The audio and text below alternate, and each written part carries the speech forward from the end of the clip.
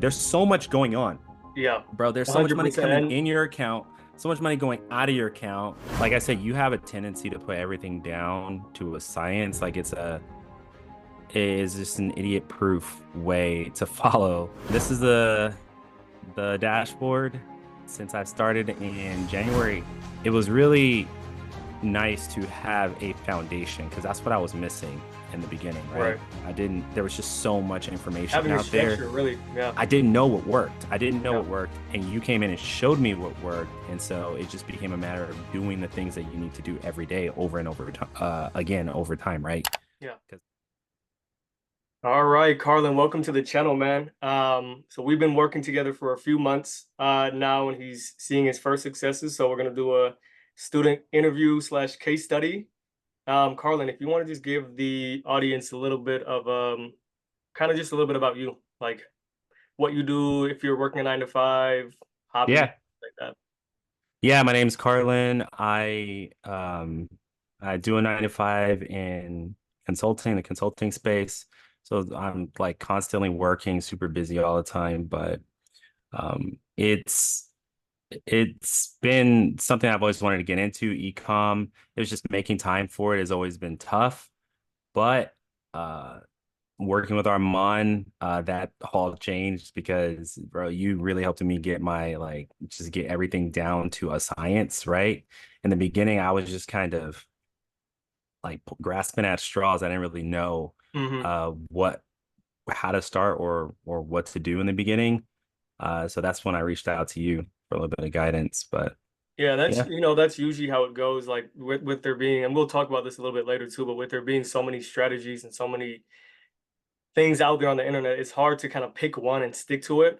And then also knowing what strategy is the right one to follow. You know what I mean? With so much information being out there, it's like you're as a beginner, you're lost. You know what I mean? You're picking yeah. pieces of different strategies and trying to, mold it together and come up with your own. And even if let's say you did see success by doing that, you're not going to know how to replicate that. You're not going to know, okay, what led me to have that success. You're not going to know, kind of what creates that. So let's take a look at your Shopify dashboard. Kind of ads, show that, and then the profit tracking we can look at after that too. Yeah, of course. Give me 1 second. So Perfect. it's this, I mean, this is the dashboard since I started in January, on January 8th specifically. So just a little over, well, not even 2 months, Yeah, a man, month and some change. it's Yeah. insane. It's insane what you've been able to do and what I've helped you do, and it just goes to show having that the right strategy to follow is kind of what will lead to results. Let me Um, refresh it too so they can see yeah, it's yeah, the do a real little deal. refresh. Nice. Yeah. Now looking over the analytics, we can see around February there was a little bit of a drop. Do you want to kind of talk a little bit about what happened there and what we were able to do to get those numbers back up?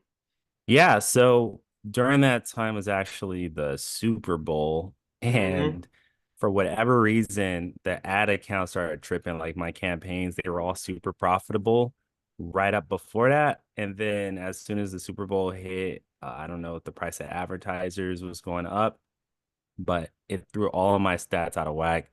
So luckily I caught that because like you taught me, you got to monitor it every single day and Yeah, religiously kill off the campaigns if they're not profitable.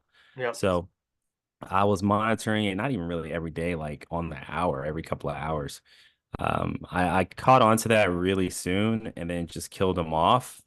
And then you can see a little bit after that, I started testing bringing them back, but little $50 CBOs, campaign budget optimization here and there, right? And I still wasn't seeing the numbers that I was used to seeing, like as far as CPAs go, the cost per result, hmm um, and the CPCs. yeah. And So kind of just touching on the Super Bowl. So we'll see that a lot of times with paid ads, when you have whether you're on Facebook, TikTok, on any of the paid ads platform, usually when there's you know Super Bowl or any big events going on, especially things like the Super Bowl. advertisers, so the whales in the industry, so the Nikes, the Lululemons, all of those massive organizations and companies will just dump like millions of dollars in advertising. And what that does is it kind of offsets all of the analytics. So a lot of the people that are spending, I mean, even if you're spending, tens of thousands a month, that's just a drop in the bucket when you're comparing it to what those companies do. In advertising, so it kind of just suppresses what it does is it inflates all of the cost per results, which then makes all of your campaigns unprofitable, which makes the store unprofitable. So, Carlin came to me and was like, dude, what's going on? Like all of the campaigns are Bro, becoming I was freaking unprofitable. out, bro. Yeah. And it was kind of, I've been in the space for a little bit, so I immediately just clicked, okay, it's the Super Bowl, that's what's causing this. So we kind of scaled down everything. And then as the weeks leading away from the Super Bowl, we started to scale that back up. And something that we talked about was ad fatigue, right? Getting new creatives in there, which from what we've talked about, you've already done and implemented. And if you kind of scroll over to the right hand side as the numbers increase, that's when you've implemented new offer and new ad creatives. Yeah, new offer, new ad creatives. The stats I was seeing at the time, the click-through rates were pretty stable, but Yeah. I did still suspect that there was some ad fatigue going on. So I just swapped up the creatives a little bit, changed the offer, tweaked the offer, Yep. and always start small. Thing is, there's so much, like you were saying, I really want to touch on this. There's so much information out there. And once things like stop working or once things change, you're really tempted to go out and Yeah. start looking elsewhere, like, oh, well, maybe this doesn't really work or blah, blah, Hmm. blah. But I know I have definitive proof, right, that it Yeah. works because Yep. this was all consistent. So really, you just have to stay the course. And no matter what you do, whoever you listen to, there's a lot of good strategies out there. Just pick one person and stick to what they're saying. Because if you 100%. try to implement two different methodologies, more often than not, your store is just going to flop, right? A You're not hundred going to really percent. see any success. Um, Or you'll see success, but you won't know why it's happening. And exactly. that's arguably worse. Yeah, no, no. I mean, that is Yeah. work because you have that taste in your mouth of success and the numbers and profit. But then you have no idea how to replicate that, and you have no idea what caused your success. It could have been a portion of a strategy, and you have no idea why you're seeing the numbers that you're seeing. And that's even worse because then you've had the success, and then you're like, how do I get back to how do you get back to seeing it? Hmm. Let's look over your profit tracking. Yeah. There's a lot going on in here, but this is the general idea, right? Basically, I was taking whatever revenue I had for that day, throw it in the sheet. Then I'd calculate how much it was costing me to fulfill each order. And then I would subtract that by the ad spend. So the Right. supplier price, the ad spend, and the fees from just Shopify in general, or whatever returns that you expect to get. All that is taken into account, and you just subtract it from your revenue. So with Let's look all at that, your let's mhm. look at your total profit real quick.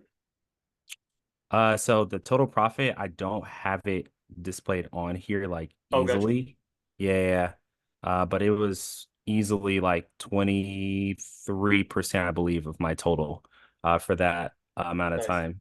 Yep. Really nice. Yeah, I mean, rule of thumb, and we've talked about this and Hmm. kind of gone through this with profit margins, just for people watching that don't know, within the e-commerce and drop shipping space, you kind of want to be anywhere from 15 to 30%, 15 kind of being the bare minimum, and then 30 having a really well oiled machine. We're at 20%, which is right, dead smack in the middle, which is good, which is actually really good. And then just as you start to refine the scaling process, that's how you can kind of bump that up. And obviously adding in upsells and things like that will bump you up to that 30%. So no, dude, Yeah, really it's good job. crazy. Like I was having $450 a day profit, like profit days, which is Yeah. crazy because it's more than my 9 to 5. Yeah, dude, that's And I've been in this that's career for insane. 7 years. Yeah, it's just Yeah. nuts. It's absolutely bonkers. It made no sense, bro. Um, so Yeah, let's unshare the screen and then we can kind of talk about your overall experience and some of the learnings that you've had. Yeah. So what would you say were some of your biggest challenges or obstacles in drop shipping before working with me, or before us working together, I should say? Number one was understanding if you were profitable. So understanding if you were profitable comes down to what your break-even price is for that product. Yeah. And your break-even price is just your average order value subtracted by the average price that it costs you to actually fulfill the orders minus 7% of your average order value, right? Because we want to Okay. take So into account yeah, those fees and things fees. like that. Yeah. Yeah. So I, for reference, had no idea if my ads were profitable, Yeah. and that makes no sense. Like it's honestly the biggest thing that I needed to change, because I was just getting sales, and when you're getting sales, it feels good. Yeah. And that can kind of like blind you from the truth or from what's actually happening. There's so much going on, Yeah. bro. There's so much money 100%. coming And in your account, so much money going out of your account. You've got refunds, returns, whatever. It is really hard to keep track of everything and understand if you're actually profitable. But at the most basic level, if your cost per result of your campaign, your ad campaign is yeah, under your break even price, you're good. you're You're good. good on that campaign. Yeah. Yeah. So Especially, that was number one. as you scale, like, and this is something that we even kind of went through when I was looking over some of your campaigns. There would be sometimes, overall your campaign would be profitable from the surface level, but then when you look at the ad sets within that campaign, there would be things that were unprofitable, which then drags down everything and kind of, going to the point that you were mentioning, when you're just seeing your Shopify dashboard and refreshing it and just seeing thousands of dollars coming into your PayPal, to your Shopify payouts, you kind of get into like a false sense of reality and a false security that, oh, I'm just printing money.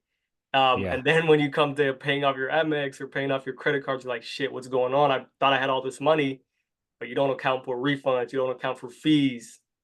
And that's why profit tracking is so important. And that's something that I've preached and we've talked about. At first you were a little bit floppy on the profit tracking, but that's something that we worked as a beginner. It's you're not going to know what you don't know until it's Yeah. kind of put in front of you. And from what we've just seen, you've done a really good job at Well, keeping Armand, the profit tracking. templates that you have, bro, were sorry to cut you off. The templates that you have were game changers, right? Yeah, Like it just made it, like I said, you have a tendency to put everything down to a science. Like it is just an idiot proof way to follow yeah, how to track your profits. Like this is how you set up your profit page or your product page in order to make it as highly converting as possible, right? To maximize the chances that you'll get a conversion, and then pushing things even further and getting the most out of your each conversion, right? So that you can increase your average order value. All of that stuff, it really came together for me. It was it was really nice to have a foundation because that's what I was missing in the beginning, right? right. There was just so much information Having a out there. structure, really. Yeah, I didn't know what worked. I didn't know yeah, what worked. And you came in and showed me what worked. And so it just became a matter of doing the things that you need to do every day over and over again over time, right? yeah. Because And the that's something just consistency like plus the see time results. 100%. And just seeing, I mean, your growth from when we first started working together a few months ago to now is just, it's night and day. And it's so, I'm like, like you feel so much kind of like pride that all of the methods that you've been teaching, someone's been implementing. And what's good about you, and this is what I've kind of seen from day one, is that you listen, and you implement. So if I tell you to, do, hey, kill this campaign or increase the price of this, you do it. And then you look at the Hmm. results and we, talk about it. And then you implement what we talk about. I mean, that's kind of the biggest thing, is that you're an action taker. So even, for example, with these new creatives, that was something that we talked about. And you said, hey, dude, I'm on it. I have my editor working on it. And I'm like, great. And then it's kind of like the next time we talk, you're like, okay, I've already have them testing, I already have them running, and they're doing well. And I think that's what really sets people apart from ones where, you could tell something to someone a million and one times. And if they don't use what you're telling them, they're just not going to see success. And it's that's just point blank. What you know Yeah. what it comes down to. And I think that you've done a really good job at just implementing and being an overall action taker, whether it's with the product research side, website creation, the ads, ads management, everything we've talked about, and you've learned, you've just implemented. Now, Honestly, bro, it's just mentors are super important. Like yeah, when someone has achieved what it is that you want to achieve or has what you want to have, and yeah, they tell you to do something, just listen to them and do it. Because that's the sometimes easiest. you That's the have easy. it's That's the yeah, easiest it's advice. so simple. Yeah, People don't do it though. yeah. Yeah. No, I mean it's surprising though because you'll see people that want what you not want what you have, but want to get to the success that you have gotten to. But then you look at the work that they put in, and it's like, what the fuck's going on? You know what I mean? Like it's just you're missing out steps. You're not listening to what someone's telling you. I mean, that's like just the easiest thing that where you can set yourself apart from not 85% of people, because 85% of people will not be action takers. It's the 15 to 10% that will execute on what they're being told. And those are going to be, nine times out of 10, the people that will see the results, like yourself. Kind of going back to your drop shipping journey before we worked together, how many products roughly did you test? It's funny. I didn't test. Well, actually, I did test a few. I tested about 10 products. Some Okay. of them were in the like animal niche, Yep. others were in the health and beauty. But I tested about 10 products and I usually would test them for about 3 days. I'd run ads for like 3 days. Yeah. And if they didn't do well, I would move on. You But would kill it. yeah, about 10 products. Okay. Did you make any money from that? Was it break even or did you lose I overall? lost money on everything except my first winner, right? Got you. But it was Yep. funny because once I had my first winner, it immediately wiped out all the losses from Yep. all of the products before Yep. it. So, And that's just what it is. I mean, kind of going back to like, even if you have a mentor, right, or even if you have a strategy, it doesn't mean it's just going to work, right? You have to put in the time. You might not get it on the first winner, but once you do have that winning product, it tends to make up for all of the money that you've spent, and all of the money you've spent to learn. It makes up for it, and it's nice that you have that mindset because a lot of times that's something that has to be, drilled into someone's head. Like, hey, like don't get discouraged just because your first product that we test or your second product that we test didn't work. Because when you have that third or fourth product that does win or is a winner, it's going to make up for all of that money and all that time spent. yeah. Um, Okay, did you ever, and this is going to be interesting. I want to see how you respond to this. So, did you ever get to a point where you felt that drop shipping just wasn't for you, or where you saw that other people were seeing the success, but you just didn't see the results, or that Never. it just wasn't achievable for you? Never. I never Never. had that thought Yeah, never crossed my mind, bro. dude, It that's never dope. crossed my mind. And I think that's part of the reason why I was able to actually find success because I just stuck with it. I knew that and seeing seeing other people succeed actually motivated me because I knew Hundred it was percent. possible.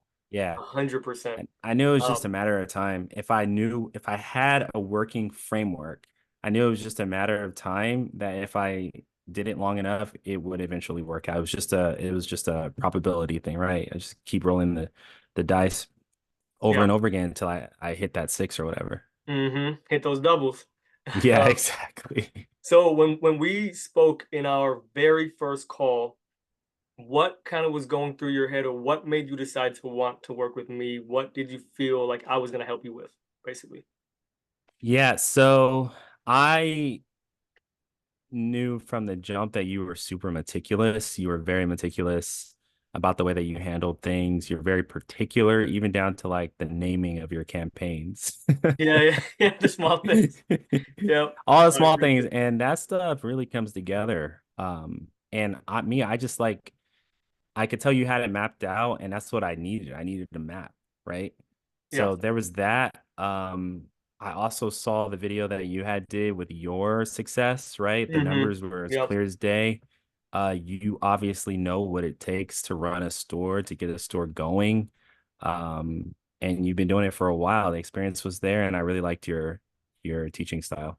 No, I appreciate that, man. As someone that's like coaching or mentoring, like the best or the most like gratifying thing to hear is people that you're helping kind of seeing success and kind of opening their eyes and opening their mind to what is possible.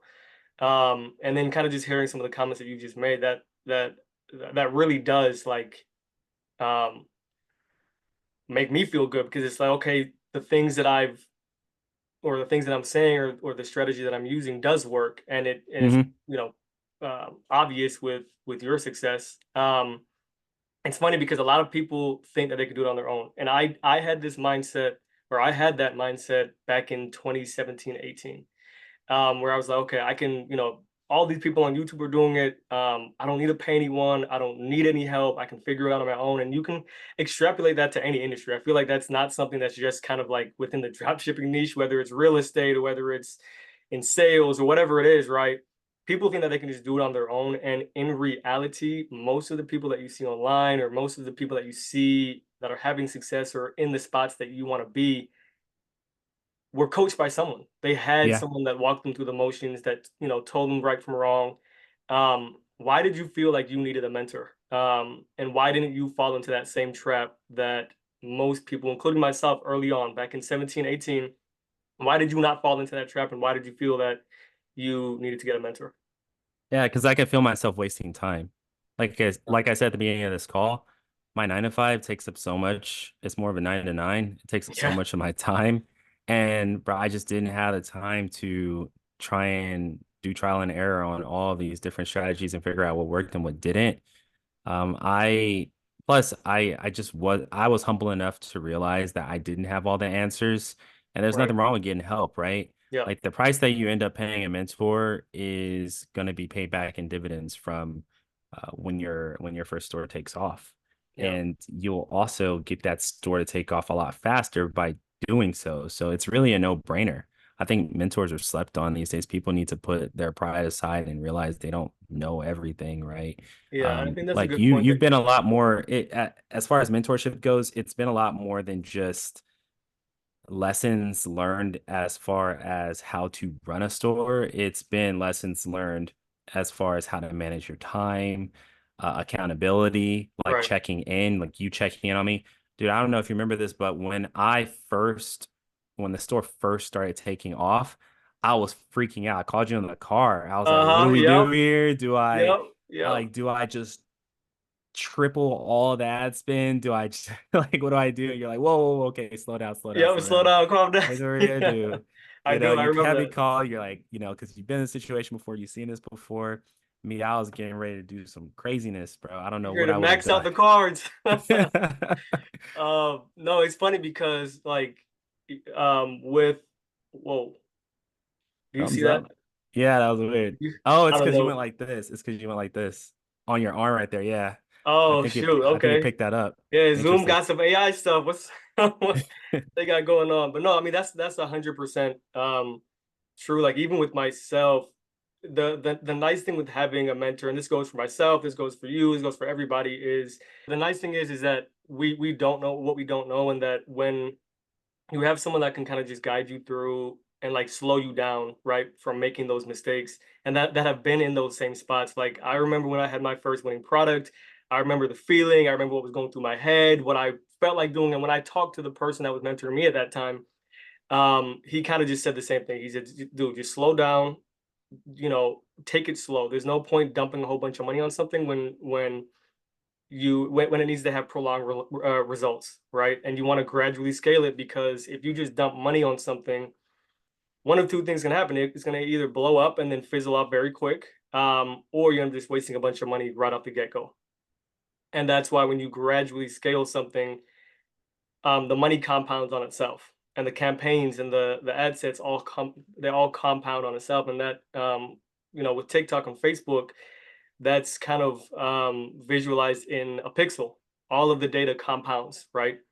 With a pixel, and for people that don't know, a pixel is kind of like the brain of your ad account, right? It knows who to target, what audiences to target. It kind of knows your buyer, for whatever product or niche that you're in. But with a pixel, you want it to have prolonged exposure. and not just an instant burst of metrics, right? Which will come from just dumping and pouring money onto something. So yeah, I mean, you pretty much hit the nail on the head, man. That's pretty much what it comes down to. Now kind of as far as just like yourself, right? What are some of the goals that you have as of right now? First being kind of like your drop shipping goals, and then talking about maybe just personal goals that you have going forward. Yeah. So as far as the drop shipping stuff goes, I want to start up multiple stores. Mm-hmm. That way I can, as you talk about compounding, compound the amount of profits that are coming in, right? So Yeah, take all the same strategies and lessons that I learned from this store and then find another winning product and implement them there because things can very quickly turn into like 1K profit every single day, right? yeah. Which is insane to think about. So that's that's the goal for drop shipping. And then personally, I just want to continue to get better at managing all of this Mm-hmm. because it is definitely, especially as things begin to scale, Right. once you start selling a lot of orders or fulfilling a lot of orders, there are inevitably problems that arise, and managing that Yeah. takes a degree of professionalism that, like, I don't know, like you've gotten me out of the habit of managing everything myself because when things were small, I was that guy to just be like, it's fine. I just won't sleep. Yeah. I just won't sleep. I'll do this after my job and I'll answer all these emails myself and I'll calculate all the profit myself and I'll do all this that doesn't make any sense. You got to delegate, right? Because Yeah. you're running a business. Exactly. And that's really what it is at the end of the day. So bringing in more people to help me manage and scale things that is uh that is my goal because um I just think that skill in and of itself is really valuable. People have a hard time giving the work away, right? Yeah. Because they Yep. don't trust other people. They don't Yeah, they think that they're the only one that can do it, and that in can do it. Yeah. reality, you're not. I'm Yeah. not, you're not, anybody else isn't.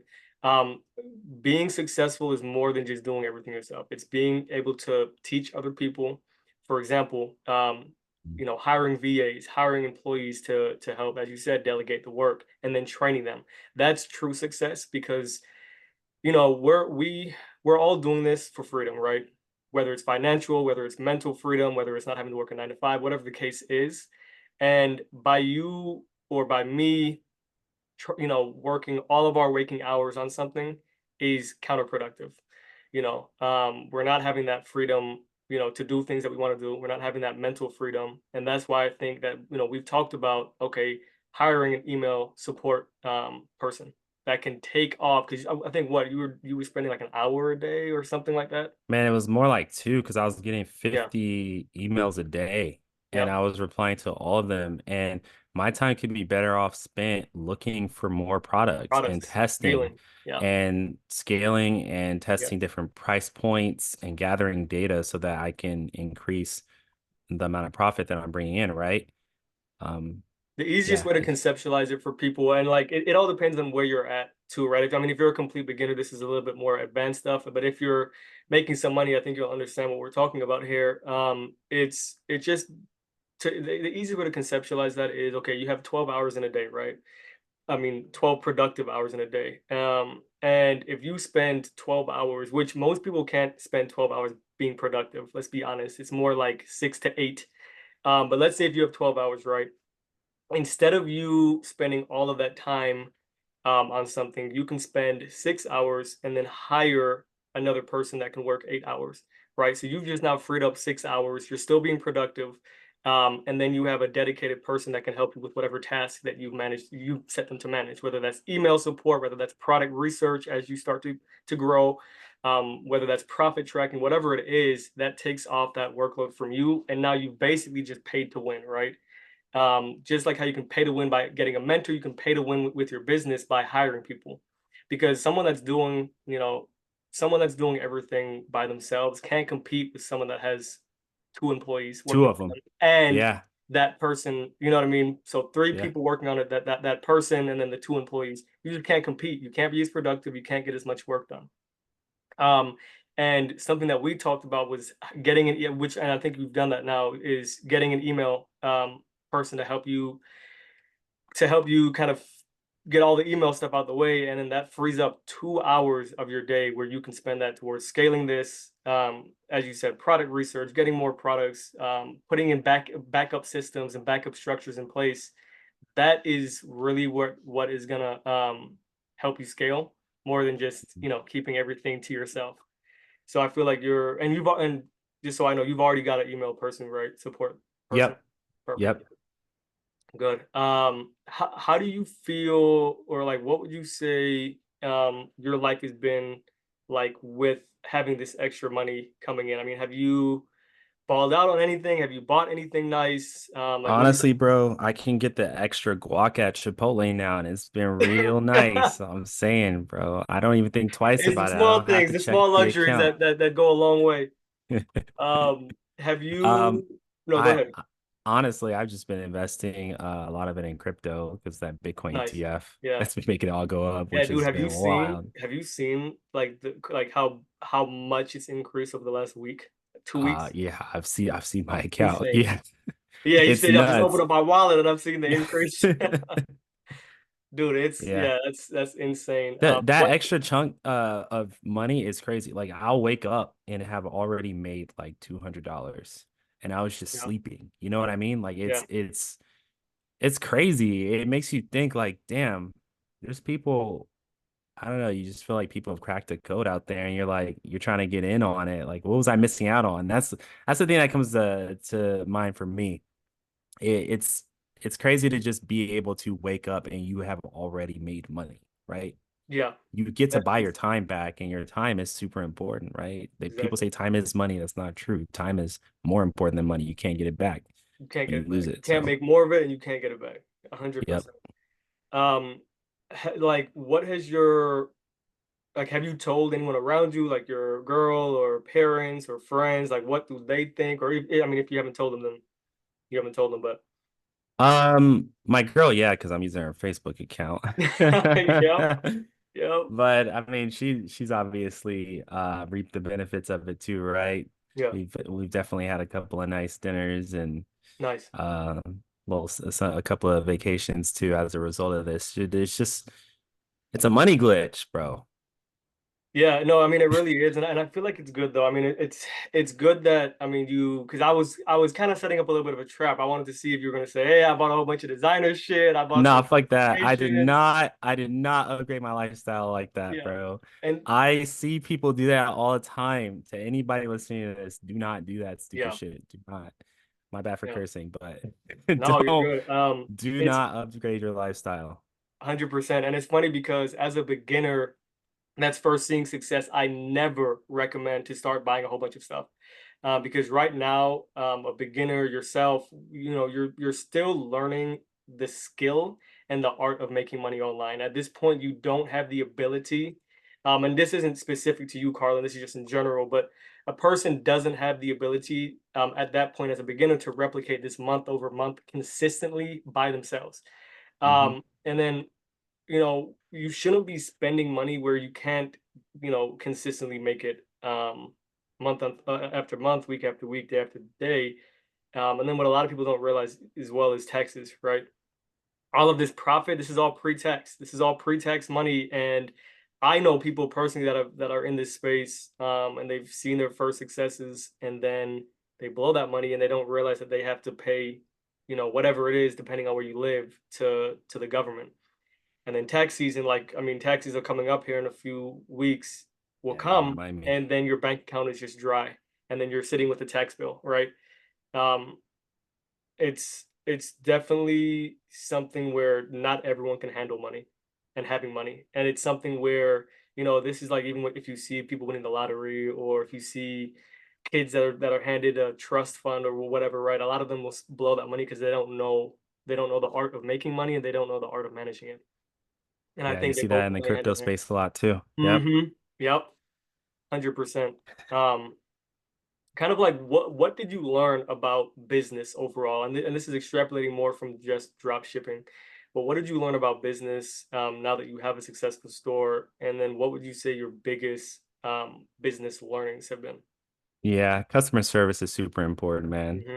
That shit is tantamount. Like you have to be responding to those. Get your email guy early, get him Yep. soon, teach him the standard operating procedure, get some templates going. And because what that's going to do is prevent you from getting like unnecessary chargebacks, all these things that can easily just take down your store or slow down your money, right? So customer service, super important. Um, Also, not getting emotionally attached to certain 100%. things, right? It's just business, Hmm. it's numbers. So you follow the numbers, you follow the data. If something's not working, like definition of insanity, right? Same thing over and over again, Yep. expecting a different result. No, you gotta do it differently. And so, I mean, as you saw in that chart I had in the beginning, you could see actively in real time me doing it differently and Yeah. the numbers going right back up. So like my average 100%. order value is $22 right now. $22 is insane. It's just yeah, switch it up. Don't get emotionally attached to whatever it is that you're trying to sell. If it's not working, move along, try something else. Be consistent, right? Diligence and discipline. I've learned a lot of it from here because like you're gonna have some, man, it's crazy to be making $500 a day. One day you wake up and then like all of your campaigns are negative and you don't Yeah. know why. Yeah. Like it's really easy to get emotional in those moments and then just start like I don't know, preemptively Making canceling mistakes. campaigns. Making Yeah, mistakes. making Yeah. mistakes.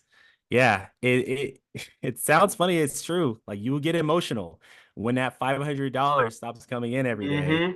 Yeah. And I'm talking profit or whatever it is that you're making. But you got to keep a level head and be a professional.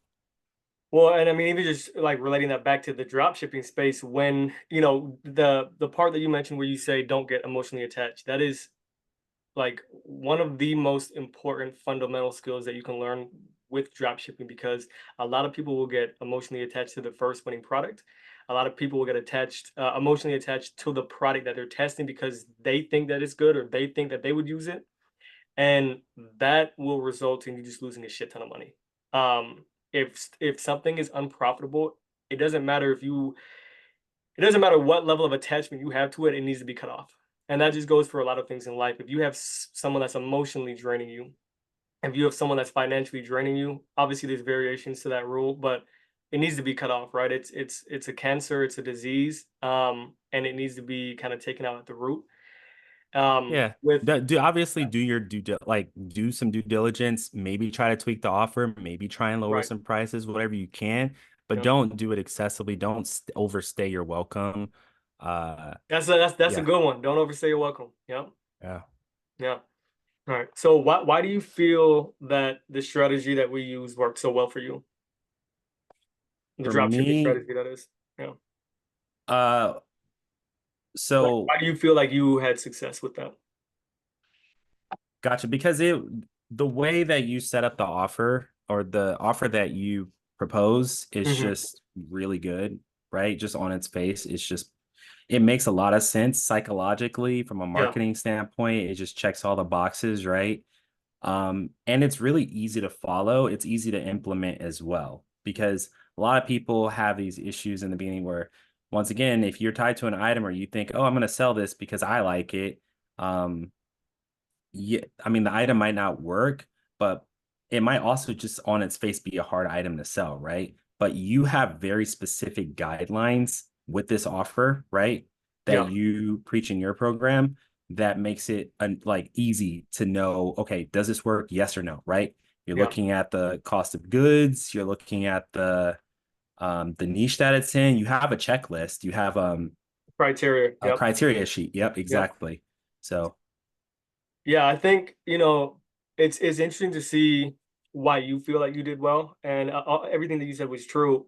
From my perspective, I think the reason that you did so well was obviously the offer, the website creation, the website structure, the ad structure, all that plays a part, a massive part. But I think you did well because you executed, and we talked about this earlier in the call.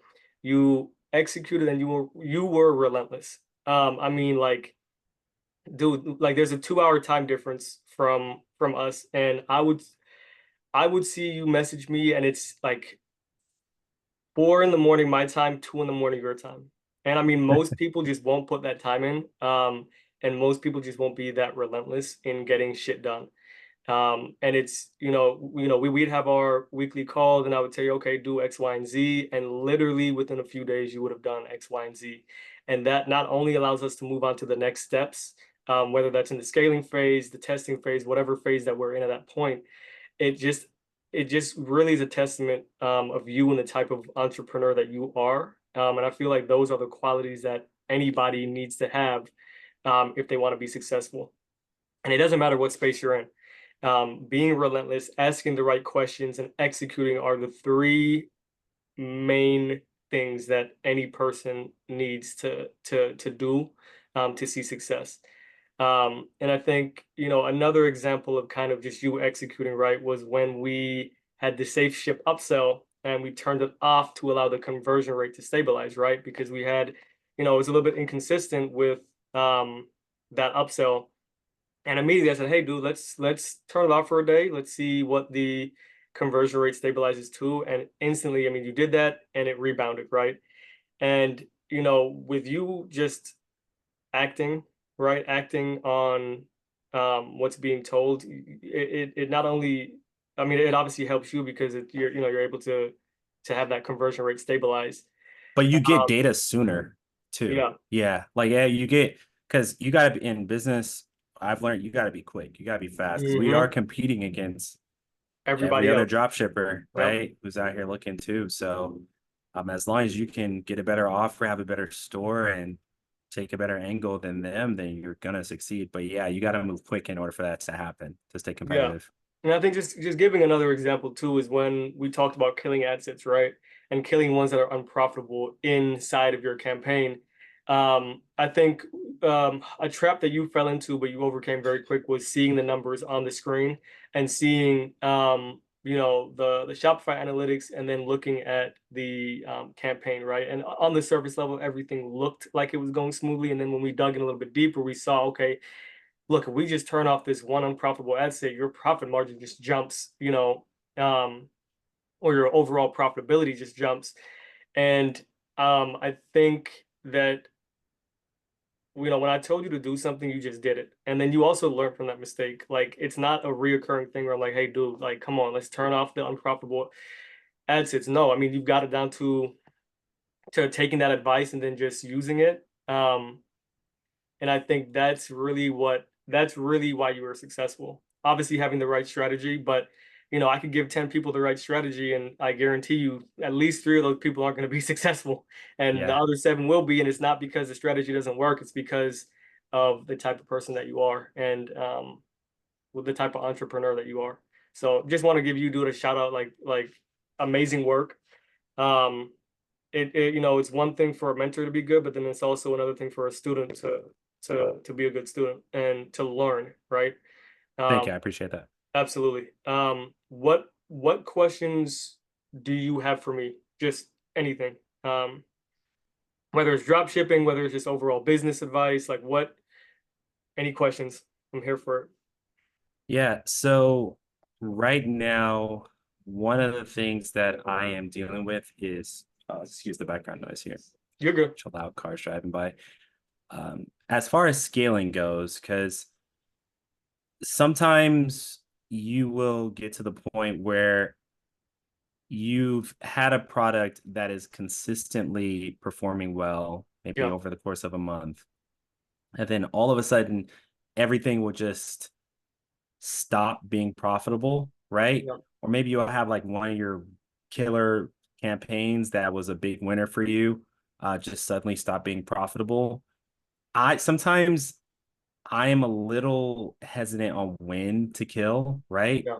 Like, how much time do you really want to give it before you pump the brakes on the campaign, right? That's yeah, no, that's a really good question. And it will be case by case to a degree, but usually the general rule of thumb is when something is consistently unprofitable, usually I will give it 3 to 5 days. When you're, and that's in the beginning. When you're in the scaling phase, really keep it to 3 days and under. Okay. Because Yeah, and just to kill it. You know, if something is unprofitable, So that's where less time, even though you have more evidence that it was a winner, that it yeah, was profitable, less time because you know, well, this was profitable in the exactly. past. Yeah, so okay. Exactly. I mean, you know, when you're testing something, there could be a lot of variables. As you're Right. scaling, you start to narrow down those variables and it becomes a lot more clear what works and what doesn't work. And if you do something, the outcome of that. So I mean, if you're like, and that's why it's kind of case by case because it could be an ad fatigue. It could be that PayPal blocks you and then you're not able to accept half of the customers that would have bought, right? So there it is a little bit of case by case, but just a general rule of thumb, and especially when it comes down to your campaigns and the campaign side of things, if something proves to be unprofitable for 3 or more days, kill it. And usually when you're in the scaling stage, 3 days is the cutoff, right? In the beginning stage, give it a little bit of leeway, 3 to 5 days. But as you're scaling, once you have a proven concept, if it's 3 days unprofitability, kill it. Okay. And then General rule of y- thumb. you kind of mentioned this already, but one of my biggest fears is that one day PayPal is just going to be like, all right, bro, that's enough. It's time is up. No, I mean that comes down to the backup structures, right? And there's a few different ways that you can overcome that. You know, you can create multiple PayPal accounts underneath the same social security. Obviously, those need to be underneath different business names. But there is some alternatives, but just having like a backup structure is really important. So right now you haven't had any PayPal or you've had very minimal PayPal issues, which is, you know, a good thing. But getting another PayPal account is going to be important. I And just just got out of that high tier. I just yeah, escaped yep. it. Mm-hmm. Yep. And honestly, that kind of extrapolates to everything within drop shipping, right? It's not having one store, right, where your winning product is hosted. Have a backup store because if something happens, then at least you're not going to be totally at ground one. And the same thing with Facebook or TikTok. Obviously, I'm really heavy on Facebook, so having a backup Facebook account, having a backup Facebook structure, making sure that you have your pixels shared to multiple ad accounts. So if, God forbid, one of those did go down, you're not totally shit out of luck. That's something that I mean we've talked about a lot, you know, extensively, and we're actually working on that now with having the backup structure on the Facebook side of things for you, Carlin. Hmm. That's super important. Just having structures in place where if one arm or one pillar of your business collapse, you're not totally going to be at ground zero, or your income doesn't just come to a complete stop. Yeah, I want to add to that because I have this tendency too, where when you're cruising, when you're at the top and everything's nice, you just kind of want to soak it in, you know what I Mm-hmm. mean? Smell the Yep. roses, Complacent. maybe, That's the worst yeah, thing. do Yeah. not do it. Yep. Stay busy. Keep looking for, that's the time where you need to be looking for more products. 100%. I That's the mean, time where you you need to couldn't be have said making the it backup better. stores. Complacency is the biggest thing that will kill you as an entrepreneur and kill your business. I fell into like to give a little bit of context. I fell into that trap with my first winning product. For about 6 months, it was doing over 10K profit a month, and I kind of just sat back and was like, dude, this is just not gonna end. I just keep putting money towards ads. I keep fulfilling the orders. I keep responding to customer inquiries, and it's just going to keep printing.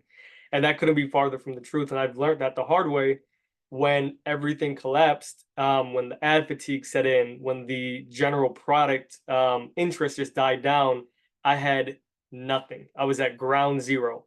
Now, the good thing about that is, okay, I learned the scale and I learned the art, which is really, you know, the art of making money online. So I was able to get back on my feet pretty quick.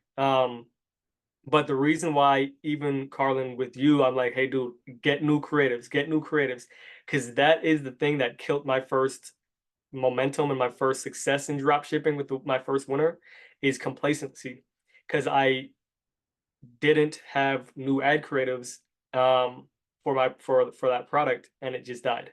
And when it crashed really hard. So that's kind of the biggest thing is having those backup structures and those things kind of in place. But yeah, complacency will kill you. Um, Number one. Yeah, that's huge. yeah. Um, Honestly, how would you describe the overall mentorship structure and being in the program? So the number one thing I really liked about your mentorship, because I've been in a few, right? But Yeah, what really worked for me when it came to your system was the hands-on, the amount of the one-on-one. hands-on, Yeah. right? Yeah, because a lot of these mentorships, it's people and there's like 50 other people that are all in it. And the amount of time, the amount of face time that you get is very small. But with you, Armand, you were always available, right? You were always checking in. Even when I went radio silent because work got crazy or something, Mm-hmm. you would still check in on me. So like I really appreciate that. And that was the number one reason why I went to. I was like, this guy has been answering my questions even when I wasn't in your program, right? Yeah. But when I joined, that's really what got it for me. The hands-on time because I knew I needed that. Yeah. Yeah. Yeah. I think that's kind of, I appreciate you saying that first off. And I think that's kind of, that's it. I mean, it's hard because as you scale as a coach or as a mentor, right? The way you make money is by, getting in more students, but I feel like the quality drops, and I've, obviously there's ways around that, but I feel like the one-on-one time is extremely important for a beginner because you don't know the ins and outs of the business yet. As you start to grow and scale, as a mentor, I can kind of take a little bit of a back seat, not entirely, but kind of let you have more time, right? Because you know what you're doing. But I think it's important, and I'm kind of, with even myself, I needed that one-on-one time, and that was super important for me because I do well with being told what to do, right? As far as like learning a strategy, right? If I'm told and having that one-on-one time where I can ask my questions, I think that's really what helps out. Now, as far as the overall structure, from the product selection, side of things to the website creation, ad creation. What are your overall opinions on that, and how would you explain that to, or how would you describe that to someone that isn't in the mentorship right now? The overall structure of the program. So the overall structure, I like how you provided a syllabus, basically a roadmap for what we were going to learn in what order, Yeah. because a lot of people fall into that trap where they're doing things that they shouldn't be doing at that moment in Mm-hmm. time. Like, why are you working on a store when you don't have a product yet? Why are Hundred you? percent, dude. 100%. Um, So go ahead, go ahead. no, that's like I really like the structure of your program. And then, like I said, the FaceTime, those two things combined, I felt like there was no way I could lose. No, dude, that's great to hear. But yeah, it's funny because um I'll see people that are worried about things that they don't need to be worried about, and they're spending their time and their resources on figuring out shit that is down the road. You don't need to have a backup structure if you don't have anything that's running. You know what I mean? Like it's kind of Yeah. just prioritizing what you need to do. And I feel like having someone looking over your shoulder is helpful because It's work that feels productive, but it's not really yeah. productive. Yeah. By Yeah. doing a backup structure at in the beginning, I mean, you feel like you're doing something that is important, but in reality, you don't have anything to back up. So, why are we worried about a backup structure or getting additional Facebook accounts when you don't even have a product picked out? Or, as you mentioned, why are you worried about creating a store when you don't know what your product is going to be, right? And obviously, we focus more on the one product side of things. So there should be literally no reason why you're creating logos, creating a website when you don't even have the product picked out. So no, I mean, you hit the nail on the head with that. Yeah, honestly, man, hey, it was really good to talk to you and kind of have this interview, and it's kind of crazy to see, and it's great and crazy to see your success and like your growth over the like short months that we've kind of worked together. And it's crazy to see you kind of talk about certain things in this call where if I would have talked to you a few months ago, you wouldn't have had those experiences. And I feel like that's great because I can just see you growing as in the drop shipping space, but also as an entrepreneur. And just like me personally, I love to just add value into people's lives. As corny as that sounds, and I hate to come off as that, but I really do like get a kick out of seeing people succeed. And whether that's with me helping you one on one or just seeing you take a small nugget out of one of the videos that I put up and you see success, whatever it is, whatever that success looks like to that person, it just makes me feel good. And for everybody watching, I mean, if you're interested in getting started, click the link below, sign up for a call. We'll see if you're a good fit, and if you are, we'll just hit the ground running. Carlin, again, congrats on your success. Great speaking with you. Do you want to add anything before we head off? No, thank you. I Yeah, really appreciate all the time and energy. absolutely. And guys, definitely get in his course, get in his mentorship because he knows what he's doing and he will No, save you a lot of time and money. I appreciate that, man. Dude, I would love to do another call with you in the next few months and kind of just see where you're at. And it's gonna be fun to see the growth from this call to our next one.